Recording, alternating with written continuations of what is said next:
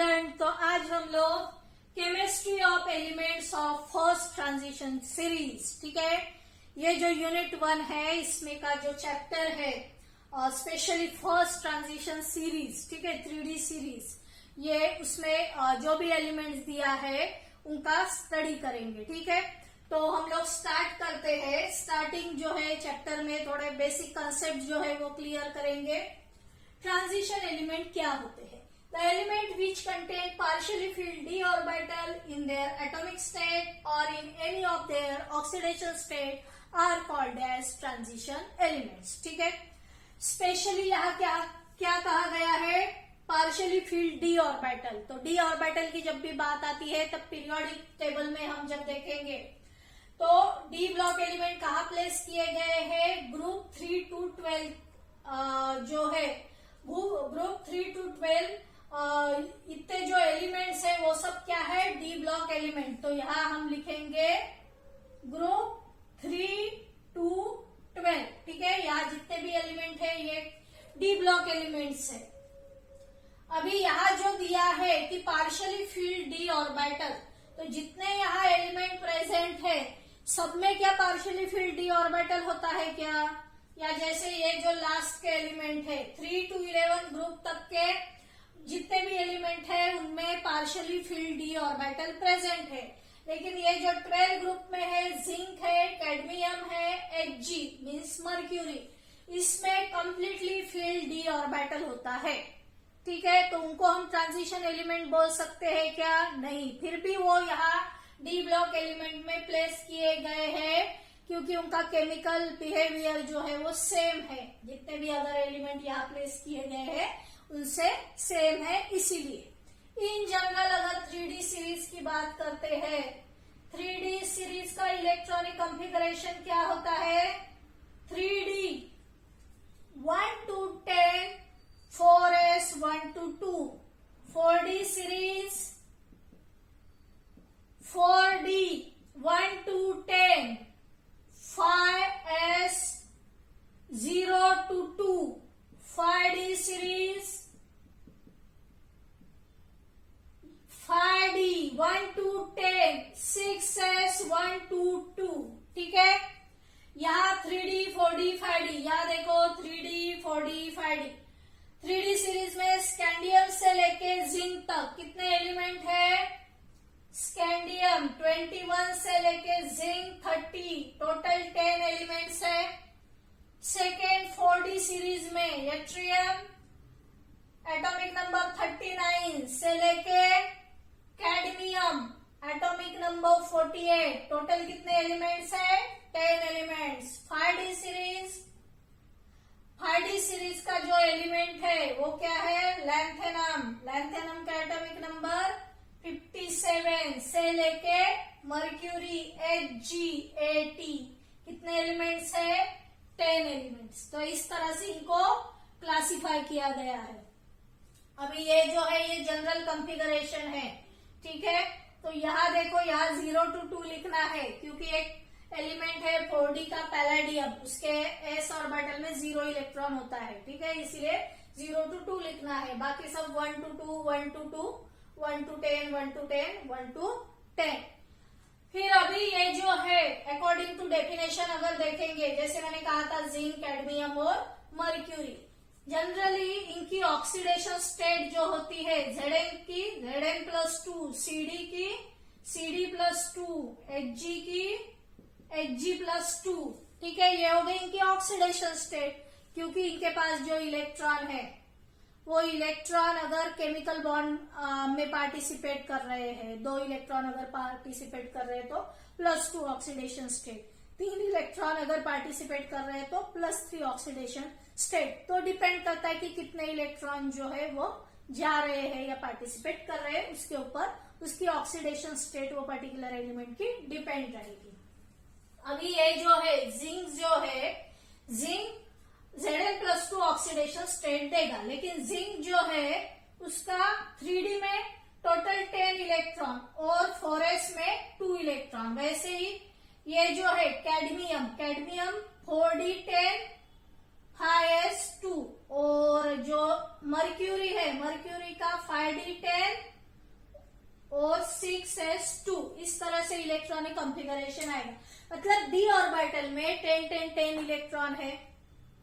और अगर ये मतलब यहाँ जो है कंप्लीटली फील्ड है डी ऑर्बिटल, एस ऑर्बिटल भी बोलो कंप्लीटली फील्ड है क्योंकि उसकी कैपेसिटी 2 इलेक्ट्रॉन की है। तो यहाँ +2 ऑक्सीडेशन स्टेट अगर ये दिखाएगा जिंक, तो यहाँ 0 आ जाएगा, यहाँ 0 आ जाएगा, यहाँ 0 आ जाएगा, लेकिन फिर भी completely field D orbital present है। मतलब इनको ट्रांजिशन एलिमेंट नहीं बोल सकते, बाकी के जितने एलिमेंट है उनको ट्रांजिशन एलिमेंट बोल सकते हैं। मतलब इनकी कॉमन ऑक्सीडेशन स्टेट में भी इनका जो डी ऑर्बिटल है वो कंप्लीटली फील्ड होता है, इसीलिए। ठीक है, तो आप लोगों को मुझे लगता है इतना समझ में आ गया। यहाँ हम लोगों ने क्या क्या लिया कि कौन कौन से एलिमेंट प्रेजेंट है, क्लासिफिकेशन भी देखा, इनका इलेक्ट्रॉनिक कॉन्फ़िगरेशन भी देखा। ठीक है, so I hope you understood all this points. फिर आगे हम लोग कैरेक्टरिस्टिक्स देखेंगे, characteristics of D block element. So just have a look on this. So friends, अभी हम कैरेक्टरिस्टिक्स देखेंगे डी ब्लॉक एलिमेंट की। First, electropositive element. ठीक है, आप लोगों ने ऑलरेडी स्टडी किया है S block element. S block element में क्या होता है, एस ब्लॉक एलिमेंट जो होते हैं NS1 NS2 इस तरह से कॉन्फ़िगरेशन होता है। पहला जो ग्रुप है उनका आउटर मोस्ट ऑर्बिट में 1 इलेक्ट्रॉन रहेगा जो इजीली उसका लॉस कर सकते हैं ये एलिमेंट। फिर NS2 2 इलेक्ट्रॉन उसका भी इजीली लॉस कर सकते हैं। तो ये कैसे है, और खुद को पॉजिटिव बना रहे हैं by the loss of electron. तो वैसी ही टेंडेंसी ये एलिमेंट्स की होती है, उनको इलेक्ट्रोपॉजिटिव एलिमेंट बोला जाता है। बहुत सारी ऑक्सीडेशन स्टेट ये बताते हैं, +2 +3 +4। ये सब क्या है कि अवेलेबिलिटी ऑफ इलेक्ट्रॉन, उनके पास अगर इलेक्ट्रॉन है, ठीक है, अनपेड इलेक्ट्रॉन है, तो इजीली वो किसी के साथ केमिकल बॉन्ड फॉर्म कर सकते हैं। तो उनका नेचर कैसे होगा, इलेक्ट्रोपॉजिटिव। जैसे पी ब्लॉक एलिमेंट है, पी ब्लॉक एलिमेंट कैसे होते हैं, इलेक्ट्रोनिगेटिव। अगर ग्रुप 17 की बात करते हैं, ये सब जो हैलोजेंस प्रेजेंट है, तो यहाँ जो कॉन्फ़िगरेशन है ये ग्रुप 17 में NS2NP5। ठीक है, तो इसका मतलब क्या है कि इनको एक इलेक्ट्रॉन चाहिए। एक इलेक्ट्रॉन अगर मिल गया तो 8 इलेक्ट्रॉन हो जाएगा, उनका ऑक्टेट कंप्लीट हो जाएगा। तो वो एक इलेक्ट्रॉन कहाँ से मिलता है ये देखेंगे।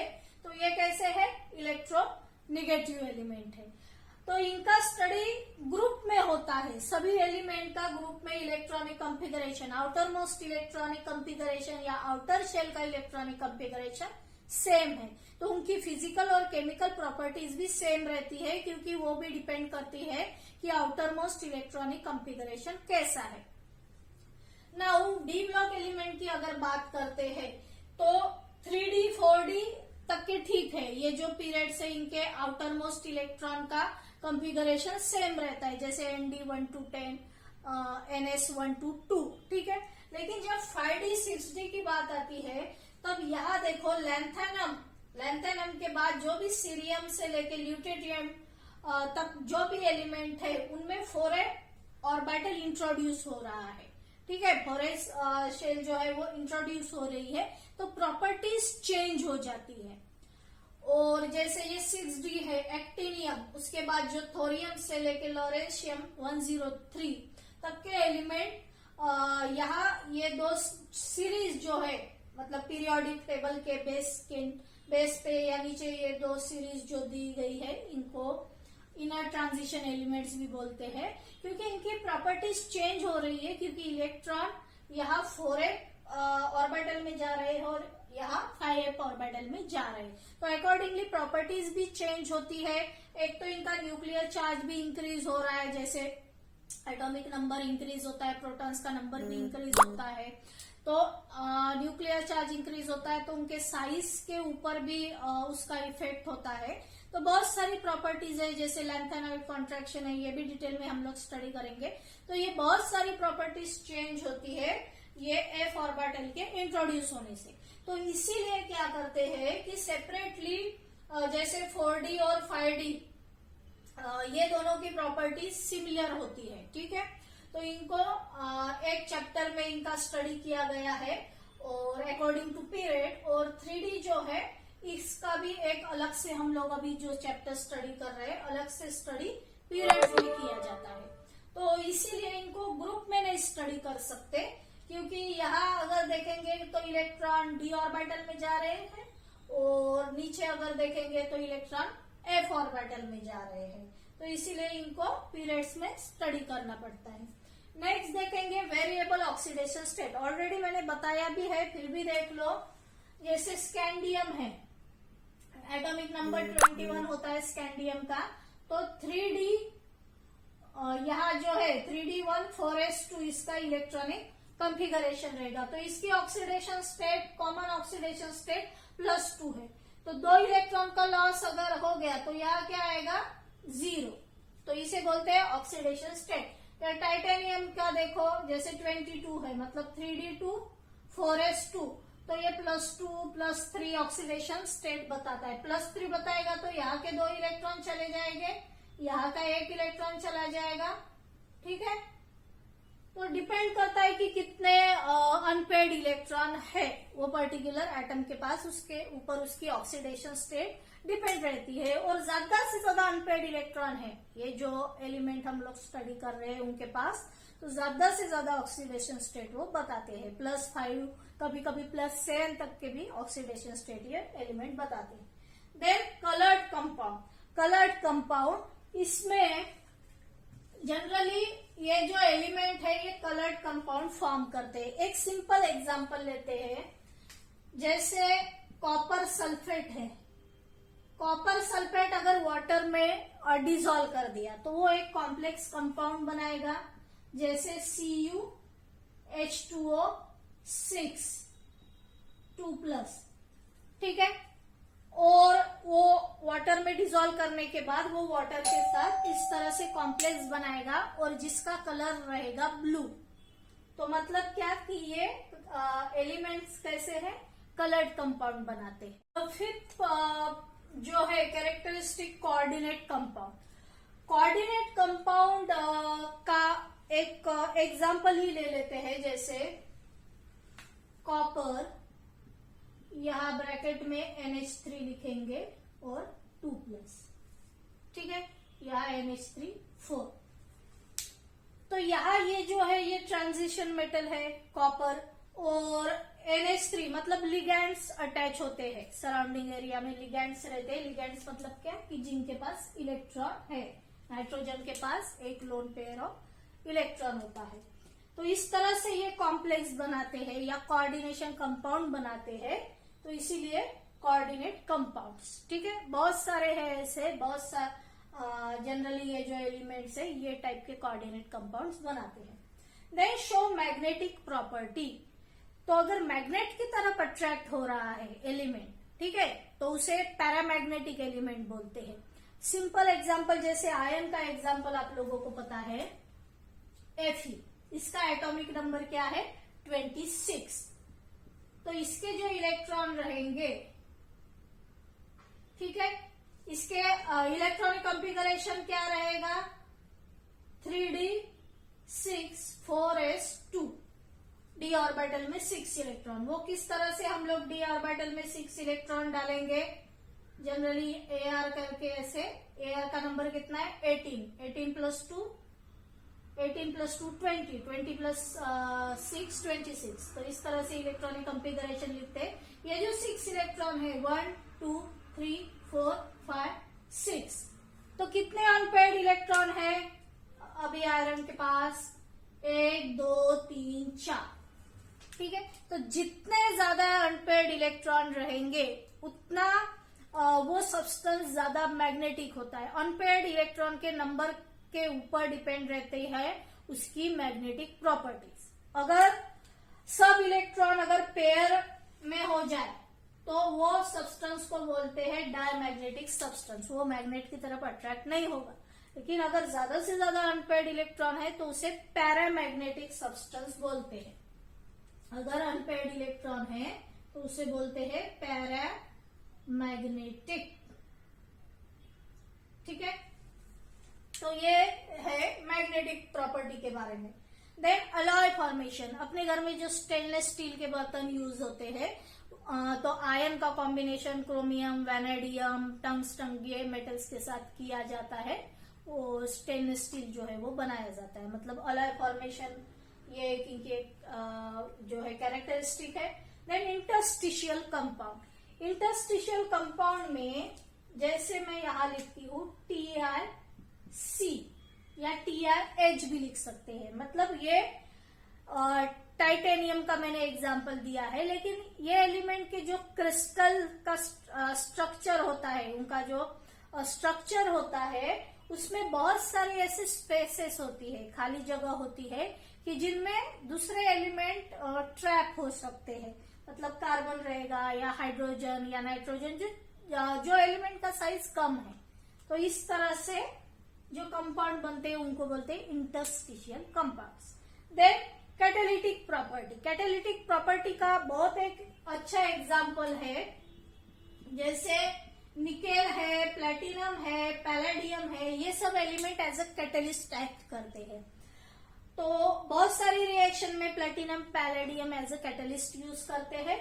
और ये जो निकल है, एक सिंपल एग्जांपल है, जैसे डिहाइड्रोजनेशन ऑफ वेजिटेबल ऑयल, ये जो ऑयल्स हम लोग घर में यूज करते हैं उसमें हाइड्रोजन जो है वो पास किया जाता है, तो ये जो लिक्विड फॉर्म में रहते हैं वो सॉलिड फैट में कन्वर्ट हो सकते हैं। तो निकेल जो है वो इसमें एज ए कैटलिस्ट यूज किया जाता है। कैटलिस्ट का यूज क्या है, रिएक्शन का रेट वो इंक्रीज करते हैं। तो ये हो गई इनकी कैटालिटिक प्रॉपर्टी। सो इस तरह से हम लोगों ने अभी characteristics of D block element discuss किया। ठीक है, ये एक बार आप लोग देख लो, फिर हम थोड़ा आगे बढ़ते हैं। सो स्टूडेंट, किसी भी एलिमेंट की physical properties and chemical properties उसके electronic configuration and atomic size के ऊपर डिपेंड रहती है। जैसे अभी देखो ये जो है 3D सीरीज, ठीक है, इलेक्ट्रॉन्स हमको पता है कि आउटर मोस्ट डी ऑर्बिटल में ही जाने वाले हैं। एक लास्ट का अगर छोड़ेंगे तो अनपेयर्ड इलेक्ट्रॉन जनरली मतलब पार्शियली फील्ड ऑर्बिटल ही होता है। तो ये सब जो एलिमेंट है या 3D के एलिमेंट लिखे हैं, इनकी प्रॉपर्टीज कैसे रहेगी, सेम रहेगी, क्योंकि outer most electronic configuration same है। और यहाँ जब हम 4D और 5D की बात करते हैं, तब देखो 5D में क्या होता है, लैंथेनम के बाद सीरियम से लेके ल्यूटेटियम तक जो भी एलिमेंट है, ठीक है, एक एक इलेक्ट्रॉन जो आ रहा है वो f ऑर्बिटल में जा रहा है। और f ऑर्बिटल का शेप कैसे होता है, इस तरह से एकदम ही double dumbbell shape, diffuse shape होता है। ठीक है, डिफ्यूज शेप होने के कारण इलेक्ट्रॉन जो है पोजीशन कहाँ है वो इजीली मतलब बता नहीं सकते। उसकी जो प्रोबेबिलिटी है इलेक्ट्रॉन जहां भी प्रेजेंट रहता है, मतलब बहुत ही डिफ्यूज उसका स्ट्रक्चर होता है, तो उसका शील्डिंग इफेक्ट भी बहुत कम होता है। एक्चुअली यहाँ क्या हो रहा है, 4D to 5D, ठीक है, ये है फोर्थ प्रिंसिपल लेवल, और 5D है जो है फिफ्थ प्रिंसिपल लेवल। मतलब साइज तो इंक्रीज हो रहा है, 4D to 5D size increase होना चाहिए, क्योंकि ये एक शेल जो है वो ऐड होती है। लेकिन क्या होता है कि 5D के जो एलिमेंट्स है, वो एलिमेंट्स जो है सीरियम से लेकर ल्यूटेटियम तक एक एक इलेक्ट्रॉन f ऑर्बिटल में जाता है। f ऑर्बिटल में जाता है मतलब क्या, यहाँ एक एक यूनिट जो है चार्ज तो इंक्रीज हो रहा है, मतलब नंबर ऑफ इलेक्ट्रॉन भी इंक्रीज हो रहा है, नंबर ऑफ प्रोटॉन भी इंक्रीज हो रहा है। तो प्रोटॉन का नंबर न्यूक्लियस में इंक्रीज हो रहा है, मतलब क्या कि न्यूक्लियस का फोर्स ऑफ अट्रैक्शन जो है आउटर मोस्ट शेल पे ज्यादा हो रहा है। लेकिन f ऑर्बिटल में इलेक्ट्रॉन जा रहा है, तो f ऑर्बिटल की टेंडेंसी शील्डिंग इफेक्ट बहुत कम होता है।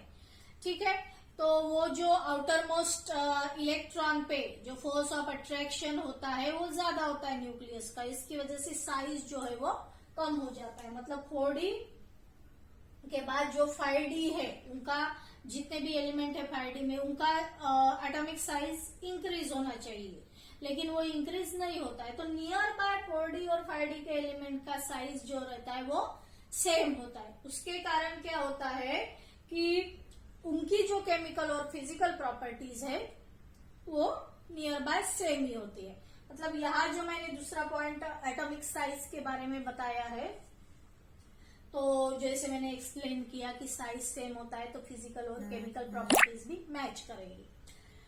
जैसे 3D सीरीज में देखो, ये एलिमेंट है, स्कैंडियम है, टाइटेनियम है, vanadium, chromium, manganese, Fe, CO, Ni, Cu, Z।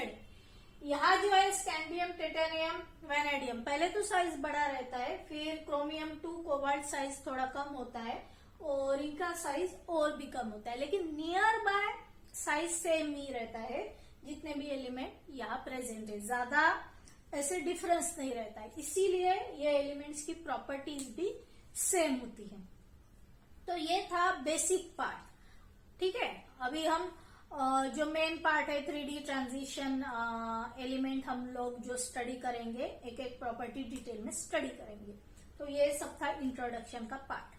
I hope you understood all these points and thanks for watching this video.